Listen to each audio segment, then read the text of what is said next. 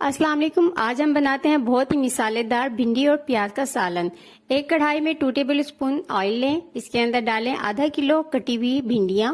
भिंडियाँ को फ्राई करेंगे 5 से 10 मिनट। इससे भिंडियाँ नरम भी हो जाती हैं और भिंडियों का लेसपन भी खत्म हो जाता है। भिंडियाँ जैसे ही फ्राई हो जाए तो उन्हें एक प्लेट में निकाल लें। उसी कढ़ाई के अंदर 2 अदद प्याज बड़े साइज के कट करके डाल दें। जैसे ही प्याज का रंग तब्दील हो जाए तो 2 से 3 जवे इसके लहसुन के चॉप करके डाल दें। इसके साथ ही 2 से 3 बड़े टमाटर डाल दें और थोड़ा सा पानी डाल दें ताकि प्याज और टमाटर नरम हो जाएं। मिसालों में डालें नमक, हल्दी, लाल मिर्च का पाउडर, धनिया पाउडर और जीरा।